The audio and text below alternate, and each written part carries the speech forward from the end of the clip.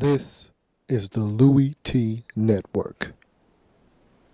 In the lab room.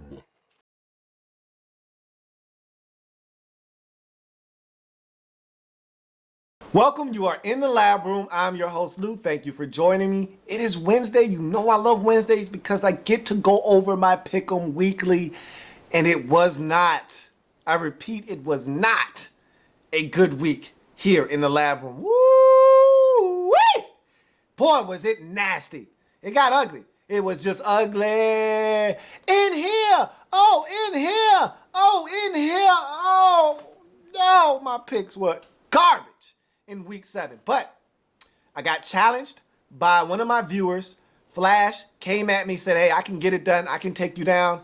So even though my picks were ugly and I did a lot of losing, I still won. And really, at the end of the day, I'm a winner. That's all I know how to do. All I do is win, win, win, no matter what. And that's what I did. And so the beauty in what I was able to accomplish was that I spotted Flash a game. I picked Arizona on Thursday Night Football last week to take care of Seattle. And I lost that football game. And so I spotted him one. I gave him a game. I said, I gave you one, son. And I still came and hawked him down and got the victory. Now, look, I knew I was going to win. That was never in question. The question was, are you going to blow this guy out? Are you going to win 11 games and leave this guy in the dust? Or are you going to eke out a victory? Which one are you going to do? I picked the latter of those two options. Look, this thing was not a decisive win in my favor. This was 8 wins for me, 7 wins for Flash. It was there for the taking. If Flash wanted to be special in week number 7, he would have won this thing. But again, all I know how to do is win. If Flash decided to win 9, I would have won 10. If Flash wanted to win 8, I would have won 9. It didn't matter. Whatever he did, I was going to do at least one better. And so I got it done. But it was ugly. Let's go over the games and the losses that I had in week number 7. Look, no way that the Miami Dolphins, coming off a bye, losers of 2 straight, but they're at home, they're coming off the bye, they're mad, they're looking to get back in the win column. No way they're going to let the Buffalo Bills come into Miami, into Sun Life Stadium and win, right? Right? Wrong. It's family business. The Bills do not care anything about their bye week, don't care that they're at home, do not care that they're on a 2-game losing streak. They said, hey, let us go ahead and get ours and add to your little losing streak. They go in, they pick Tannehill off early in the game, set the tempo, get it done 23-21 in a thrilling fashion with a late field goal. The Dolphins made too many mistakes. Doesn't matter. At the end of the day, take your L and keep it moving. Okay, you got me. I didn't see that one coming. Guilty as charged. So then I said, okay, well, I need to bounce back. Philly, you got my back, right? Right? You got my back. No DeMarcus Ware, no DeMarco Murray. Defensive line is damaged goods in Dallas. You at home, 8 straight losses, but I don't care nothing about that. You got my back, right? Right? Wrong. Nicholas Foles plays a terrible football game, gets a concussion. Matt Barkley comes in and realizes that this is the NFL, not the Pac-12, throws 3 interceptions in a 10-minute span. Dallas gets a 17-3 victory. I take another one, boop, right on the chin. Okay, that's all right. That was a little love tap. That wasn't a Mike Tyson uppercut. That was a nice little quick jab. I'm all right. I can brush that off. What else you got for me? I got the Jets at home versus the New England Patriots. I can take care of that one. Geno Smith turned it over 4 times versus the Patriots last time these two teams met. He's the same guy, right? Right? Wrong. Jets get it done at home. Now, they needed some help from the officials, but it doesn't matter. A win in the National Football League. And the Jets winning means I just got another loss. So that's 3. Ooh, boy. Now you're getting out of control. That's 3 in the first half. Okay? Now you need to slow down. Hey, I'm not done yet. The football guy said, I'm not done with you yet, man. Sit down and relax. I said, what do you mean you're not done? He said, sit down. I got another loss for you, boy. I said, all right, man. What you talking about? Detroit at home versus Cincinnati. I was willing to accept this one. This was one of those 50-50 games. All right. And the reason I was willing to take this one is because I picked Detroit because they were at home. 2 4-2 football teams, 2 divisional leaders. I felt like the home team had the edge here. And keep in mind, Cincinnati has struggled on the road. So I felt really good about picking Detroit. And yeah, Cincinnati won last week at Buffalo. Am I supposed to get giddy about that? Am I supposed to feel like Cincinnati did something? I wasn't feeling any type of way about that win against Buffalo in overtime after you were up by 14 in the fourth quarter, blew the lead, and had to hang on for a 3-point victory in overtime. Wasn't impressed. So Cincinnati said, well, I'll impress you by going to Detroit and getting it done. Andy Dalton showed up, showed out. AJ Green was absolutely money. And that's why he's green. You're not fully green unless you're AJ Green. That man went off. And they got it done 27-24. Take another L. Okay. If me needing to take an L to respect the Cincinnati Bengals on the road is what it takes, give me another L then. So now you're talking 4 first half L's. Take that, boy. Like Diddy. Take that, take that, take that. Take those L's. Man, that's tough. You add the Thursday night loss with the Arizona Cardinals, and you got 5 before we even go to the 4 o'clock games. Woo! That's nasty. That's disgusting is what that is. But I said, I'm going to clean these 4 o'clock games up. I'm going to clean Sunday night up. I'm going to clean Monday night up. I'm going to be straight. Oh, so you're going to clean up 4 o'clock. You're going to clean up Sunday night and Monday night. Yeah, I'm about to take it down. So I said, I got Kansas City. They took care of business. I got San Francisco. They took care of business. I got Pittsburgh. They took care of business. I got Green Bay. They took care of business. I'm straight. Oh, you know Peyton Manning is going to go to Indy and handle his. Jim Irsay running his little trap, talking about Peyton should have won more rings. Oh, you know it's on. Peyton about to take them boys out. Oh, yeah? Oh, yeah? Not so fast. Take another L. What's wrong with you, boy? Stop disrespecting the Indianapolis Colts, especially when they're at home. Robert Mathis, Andrew Luck and company got it done defensively. They laid the blueprint for beating the Denver Broncos, and they got it done. 39-33, take another L. That one was a slap in the face. That was a nice, cold, hard slap of reality. Wake up, boy. You got 6 losses. That one shook me up. And I said, okay, the Giants stink. The Vikings, they're not much better, but at least they got to win. They should be able to go to New York and take care of business, right? Right? Wrong. Josh Freeman was abysmal. And that was tough to watch, let alone tough to stomach picking. That was embarrassing by the Minnesota Vikings. I felt embarrassed that I even picked them. So I took another L, which brought me to a nasty, dirty 8-7 mark in week number 7. But luckily enough for me, Flash went 7-8, so I was fine. I got the win. I was straight. I was great because I had 8 and he had 7. So I got it done. So even when I lose, I still win because that's what winners do. I don't know what the losers do. I let the losers worry about losing. I just win.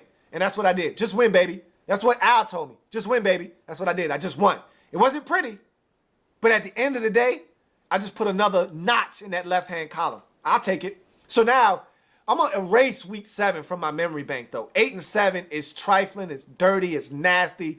I'm going to wash my hands clean of that week 7 performance. You see what I am overall on the season. Now I'm looking to, and look, week 8 is so much easier. The sun is so much brighter now that I'm looking at week number 8. And it's 13 games on this slate. Okay, there are 6 teams on a bye, so there's 13 games. I'm looking to go 12-1. I'm not even gonna lie to you. I feel like 12-1, 11-2 is easily within reach in week number 8. And so anything less would be uncivilized, and I mean it this time. I really mean it. If I can't dominate, and you know, there's going to be a couple of teams that try to throw a little monkey wrench in your plans.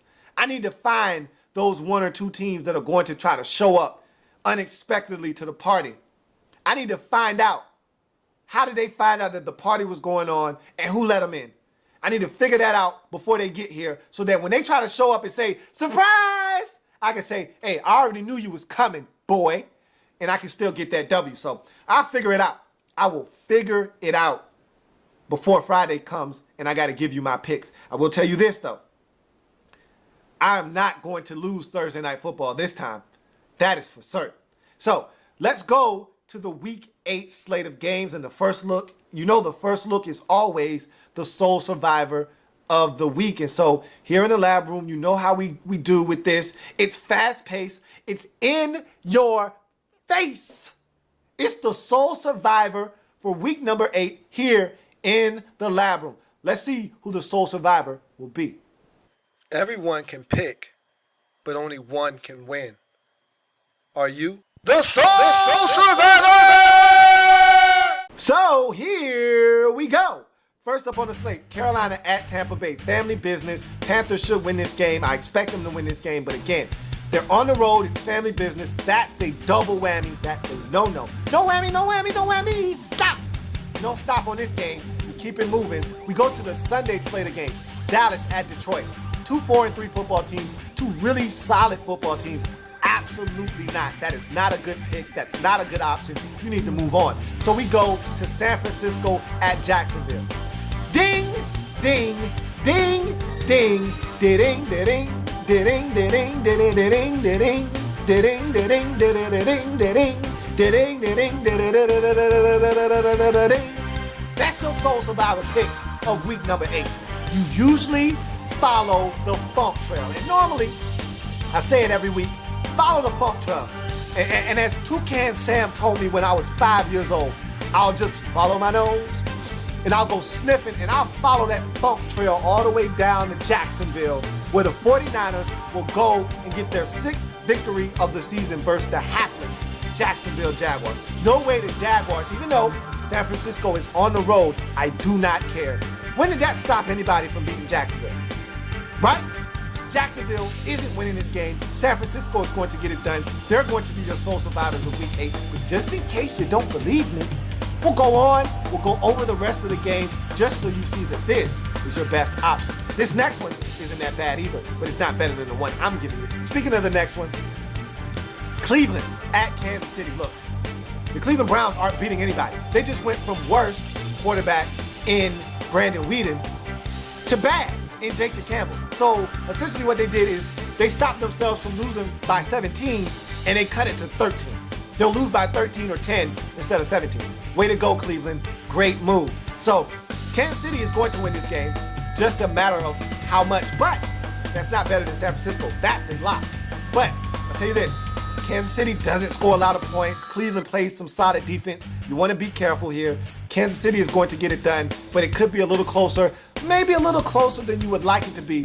I'd stay away from this one if at all possible. I gave you a better option. But if you want to take this one, by all means, I will put my John Hancock on this one. You can take this one if you like. It's a great backup option, not better than the one I gave you. Let's move on though.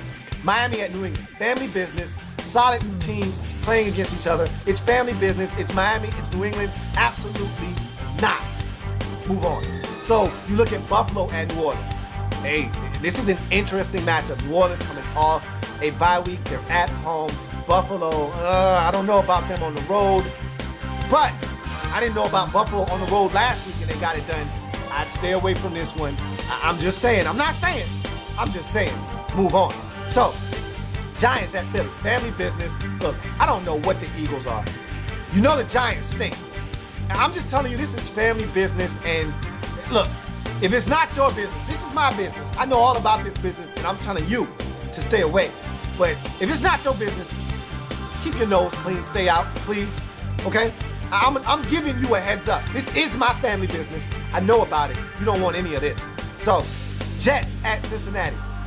No, 4-3 Jets at 5-2 Cincinnati. No, no, no. Can your butt on. So you look at Pittsburgh at Oakland. The Steelers lost in Oakland last year. The Steelers are 2-4. The Raiders are 2-4. The Raiders are coming off a bye. I would not do this if I were you. Now, if you want to try and be gung-ho, fine. If you want to shoot a three-pointer from the corner, pick this game. But if you're looking for the easy deuce, if you're looking for the two-hand monster, slam, this is not it. You need to move on. You look at Atlanta at Arizona. No.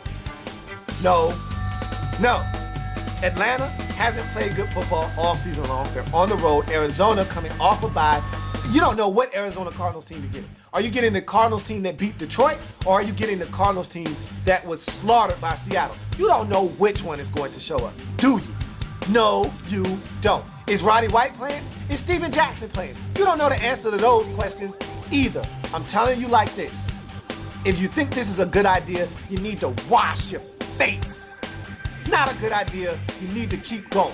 So, you find yourself Denver at home versus Washington. You want to go here? Again, you have my blessings. I don't think the Redskins are going into Denver to win, but you're not sure. They put up 45 points last week. Denver isn't a top 5 defense. They're giving it up on the defensive side of football. Be careful here. I warn you. I wouldn't do it if I were you, but if you want to, by all means, knock yourself out. I'm just telling you, I'm not joining you. I won't be sitting at that dinner table with you eating by yourself if you're going there for dinner. I'm not going with you. I'm moving on. You got Green Bay at Minnesota. If this was a Green Bay home game, I'd tell you, hey, the Vikings stink. But this is family business. And you know how I like to stay away from family business. This is not my family business. If these two teams say they ain't did it, then they ain't did it. But if they did, well, that's family business. So I stay away. So you go on to the last and final matchup of week number 8. Seattle at St. Louis. More family business. Now this is the Sam Bradford-less St. Louis Rams, which means you're starting Kellen Clemens, which means you're going to get destroyed. Translation, Seattle is going to win this game, but they're on the road. It's family business. I look, again, not my business. I don't need to go being nosy, sticking my nose where it doesn't belong. Not my business, staying out of it. Which takes me back to my original point. What's better than San Francisco getting it done against Jacksonville? You find me a better matchup. I'm waiting. I thought so.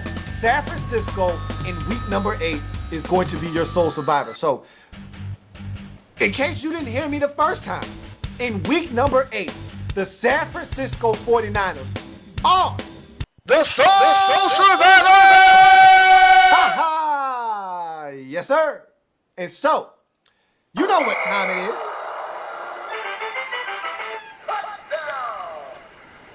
Let's tack on this quick extra point. It's Wednesday, and it's funny. I love reading articles on NFL.com because you just never know what you're going to get. Peyton Manning has an ankle injury. He missed practice today. He's going to play against the Redskins. When does Peyton Manning miss games? He doesn't. He'll be in the lineup come Sunday. Greg Schiano says, hey, we're going to win our fair share of games this year. Oh, yeah? Really, buddy? Huh? What define fair share of games for me? 2? 3? 1? Which one is it? You're not winning 5. You're not winning 6. Don't even think you're going to get to 4. So define fair share of games. Because if your definition of fair share of games is 3, I don't want you as my coach. So Greg Schiano is a funny guy. Keep your comments to yourself, please, sir. You're already in enough hot water as it is. Josh Freeman has a concussion. Will not be in the starting lineup come Sunday night when the Minnesota Vikings take on the Green Bay Packers. Looks like the Vikings will be turning it back over to Christian Ponder. Might be for the best. After Josh Freeman's performance on Monday night, maybe he needs more time to grasp this offense. And maybe a couple more weeks you can come back to Josh Freeman and see if he's any better than he was on Monday night. So a couple of things around the league. A lot of injuries. Let's talk about these injuries really quick. Sam Bradford, torn ACL, gone for the year. Leon Hall, cornerback for the Cincinnati Bengals. To me, one of the most underrated cornerbacks in the league. Gone for the season, torn ACL. Doug Martin, running back for the Tampa Bay Buccaneers, injured his labrum. It's torn. Could be out for the rest of the season. He says he's not. I just don't know. You tear something like your labrum, I just don't know. He could be back. I don't think he will. We'll see. You look at some other injuries. Jay Cutler tore his groin. At least 4 weeks he's going to be on the shelf. Bears have struggled in the past when Cutler has went down. Let's see if they're able to keep that boat afloat in his absence. Another guy that's big on that football team, Lance Briggs, gone for at least 6 weeks with a shoulder injury. We'll see how the Bears defense is able to man up with him out of the lineup. You look at some other losses to some other teams. And again, a lot of teams suffered injuries in week 7. There were so many injuries to go around. It was tough. Reggie Wayne, huge injury to the Indianapolis Colts. He tore his ACL. He is done for the season. That is a huge loss for the Indianapolis Colts. He was the backbone of that offense, that wide receiving corps. He was a veteran leader on that football team. He was Andrew Luck's safety net. He is now gone for the season. That is a devastating blow to that Indianapolis Colts football team. Jermichael Finley goes down with a nasty concussion. He was out on the field. He was motionless. He's fine in terms of all of his extremities. There's movements there. Don't know how long he'll be out. That's his second concussion of the season. He's going to sit down for a while after that one. Don't know when he'll be back. That Packers team has already been decimated by injuries. They were without James Jones. They were without Randall Cobb. Now Jermichael Finley goes down. They're struggling for targets out there in Green Bay. You look at another guy that went down to a concussion. That would be one Nicholas Foles. I think it was time for Michael Vick to come back anyhow. So if there was ever a such thing as a well-timed injury, that would be it. You just tag in Michael Vick. Foles tags out, Vick tags in. You swap quarterbacks, you keep it moving in Philadelphia. So that's going to do it for the Wednesday edition of In the Lab Room. I thank you for joining me. Remember, if it happens in the National Football League, whether big or small, we cover it all here in the Lab Room. Come back, join me on Thursday when I break down the Thursday night football matchup. Bucks home hosting the Carolina Panthers. We'll talk about that and other topics here on Thursday. I'll see you then. Have a good one. Like the content? Want more? Sub up. In the Lab